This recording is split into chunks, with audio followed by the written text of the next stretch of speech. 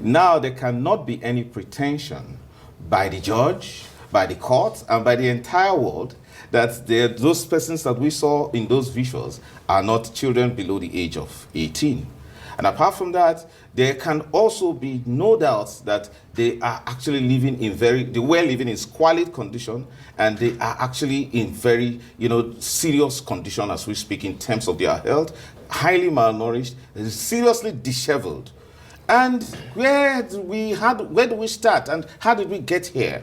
Now, how would children in the first place, because certain things can appear quite ludicrous, when you think that children in our country can now take up arms to make our president to be afraid, to now, and then in certain places, particularly in northern Nigeria, specifically in Kano, Kaduna, and all that, and then you ship them to Abuja, even though the Administration of Criminal Justice House, for exceptional reasons, would allow you for security reasons to do such a thing.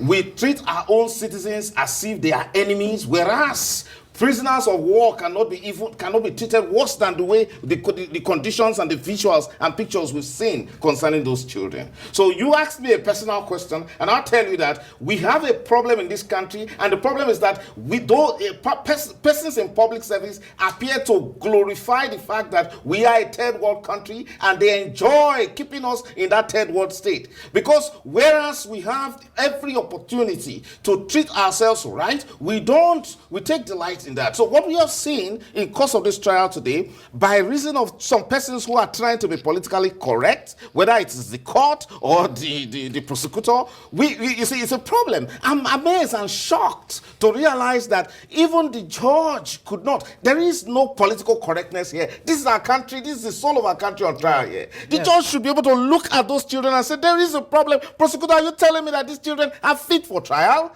I mean, he should have convinced himself that first they were fit for trial before the trial could go on. And when there were some of them that were clearly children and some of them were fainting and at the point of dying, the judge had the inherent powers to direct that, please, trial is not going on. I hereby order that medical treatment, medical facilities, and adequate provision according to the provisions of the Constitution be given to them immediately. He directs it. But there is this problem with us, as if there is this competition for us to please somebody against the simple provisions of the Administration of Criminal Justice Act, of the provisions of the Child Rights Act.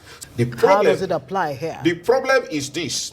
First and foremost, being a child is a matter of fact. Are you getting what I'm saying? Right. Whereas I understand you can say that the matter is sub judice. Yes, we are not parties to the matter. We are not precluded from making comments as to what is obvious. And the fact is that what we've seen there is horrendous. As a matter of fact, when you consider that these children have been in detention, according to the report, for 90 days, that is horrendous. Nothing could be more terrible than the way we treat children. Now, when you ask the question that where is hope coming from, it's simple.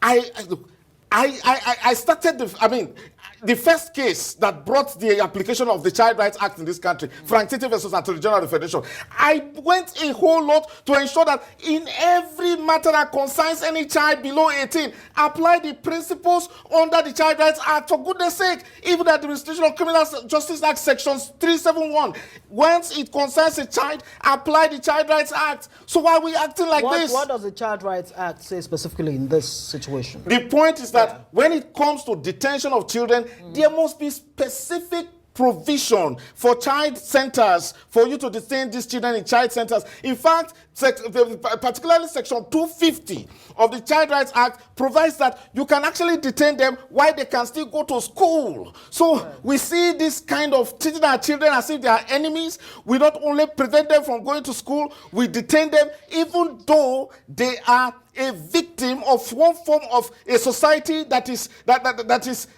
venal. It's a society, there's some form of indoctrination, and our country doesn't think of saving these children.